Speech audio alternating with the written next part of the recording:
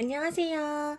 오늘 제가 리뷰할 제품은 라보에이치 프로바이오티스 탈모 증상 완화 샴푸입니다. 라보에이치는 헤어 연구소의 약자로 아모레퍼시픽이 2020년 3월에 내놓은 신규 두피 스킨케어 브랜드예요. 아모레퍼시픽의 헤어, 피부, 미생물 전문가가 10년간의 연구 끝에 녹차에서 찾은 유산균 발효 용해물을 활용했는데요. 아모레퍼시픽 연구진은 이 성분이 두피 장벽 강화에 도움이 된다는 사실을 발견했으며 이를 두피 마이크로바이옴 기술을 활용해서 제품을 기획했고요. 동물성 원료와 인공 향료 등을 넣지 않아 비건 인증을 받았다고 합니다. 사실 샴푸만으로는 이미 진행된 탈모를 치료하는 것은 불가능하다고 볼 수 있어요. 탈모는 유전적인 요인이 가장 크기 때문에 호르몬 이상인 경우에는 약물 치료를 적극적으로 해볼 수 있고요. 면역 저하라든지 일시적인 스트레스, 노화 등으로 인해서 생긴 탈모 증상은 샴푸나 두피 마사지, 여러가지 생활습관 교정을 통해서 개선시킬 수 있습니다. 샴푸만 사용하면 머리가 다시 확 나는 것처럼 과대 광고를 하는 제품들이 많기 때문에 탈모 샴푸를 쓰고 발모에 기대하시는 분들이 있을 수 있는데요. 보조적인 차원이지 치료 목적이 아니라는 점 꼭 명심하시기 바랍니다. 자, 그럼 성분표를 먼저 살펴볼게요. 첫 번째 정제수 뒤로 가장 많이 함유한 성분이 소듐 코코일 이세티오네이트로 코코넛 오일에서 추출한 음이온성 계면활성제예요. 풍부한 거품력과 세정력으로 기존의 약산성 제품의 단점을 보완하는 성분인데요. 다른 원료와의 배합에서도 안정도가 높은 무독성 계면활성제가 메인 세정 성분이라는 점이 마음에 들었습니다. 세 번째 다이소듐 라우레스 설포서시네이트는 지금도 많이 사용되어지고 있는 SLS, SLES가 석유계 화합물인 설페이트계 계면활성제로 가격도 저렴하고 세정력도 우수한 반면 자극도가 높은 편이라 안전성에 대한 소비자들의 더욱 높아진 경각심에 대한 대체제로 나타난 성분이에요. SLS나 SLES에 비해 입자가 커서 피부와 안점막에 자극이 적고 거품 발생도 풍부해서 사용감도 크게 올려주는 성분입니다. 이 그래프를 보면 SLES의 함량이 높아질수록 자극도가 높아지고 DSLS의 함량이 높아지면 자극도가 떨어지는 것을 볼 수 있습니다. 아무래도 SLES가 가격도 저렴하고 세정력도 높은 반면에 피부 장벽 손상을 일으킬 수도 있고 자극도가 높기 때문에 요즘에 나오는 샴푸 광고에 보면 노 설페이트 또는 설페이트 계면활성제 프리라는 문구를 쉽게 찾아볼 수 있더라고요. 라보에이치 샴푸 광고에서도 볼 수 있죠.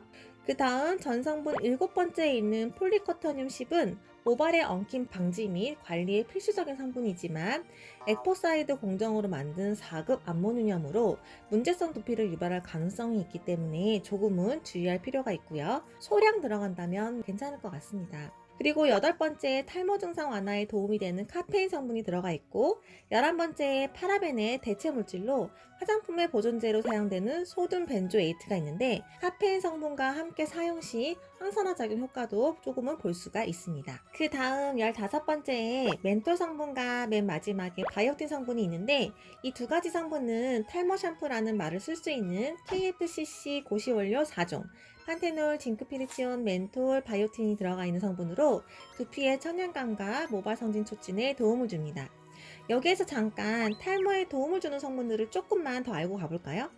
앞에서 언급한 탈모 샴푸의 필수 성분으로 KFCC 고시원료 4종, 그리고 또 세균 억제 성분인 징크피리치온, 크림바졸, 살리실릭 애시드가 있고 기타 탈모에 도움을 주는 성분으로 나이아신아마이드, 세라마이드 MP, 카페이 애시드 등이 있어요. 또한 두피 진정과 보습을 위한 부스팅 효과로 어선초 추출물, 녹차 추출물, 호호바 오일 등도 있습니다. 다시 라보에이치 샴푸 성분표로 넘어가서 나머지 또 성분들은 자연 유래 향 오일들이 몇 가지 들어가 있고 29번째에 녹차에서 유래한 특허 성분인 프로바이오티스 성분이 두피 장벽과 모공 강화, 진정과 보습에 도움을 줍니다.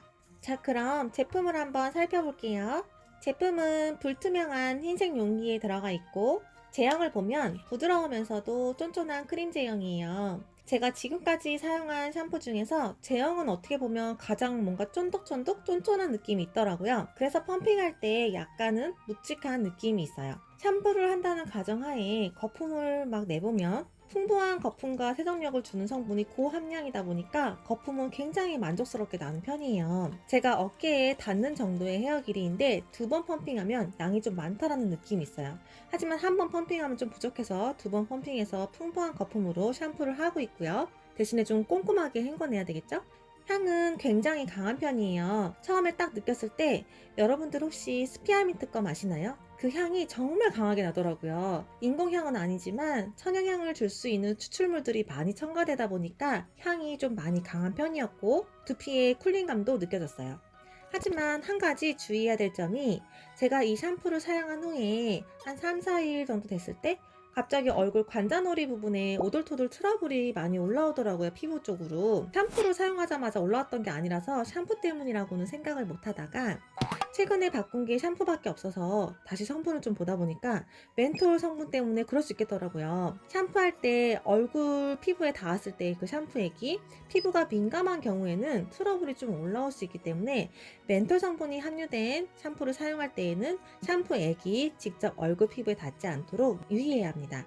물론 건강한 피부라면 그렇게까지 신경 쓰지 않아도 되고요. 그리고 또 혹시 등드름 나는 분들 중에서 그 원인이 간혹 샴푸인 경우도 있어요. 서서 머리를 감는 분들 있죠. 샤워할 때 그냥 서서 샴푸하고 헹궈내고 이렇게 하다 보면은 샴푸 성분이 어깨부터 가슴, 등 다 내려오면서 닿잖아요. 피부가 민감하거나 샴푸 성분 중에서 트러블을 유발할 수 있는 성분이 함유된 경우에는 그럴 수 있는 여지도 있으니까 꼭 참고해 주시고요. 제가 지금까지 한 3주 정도 사용해 봤는데 두피 전부는 아니지만 제가 일부 두세 군데 지루성 두피염이 살짝 있었어요.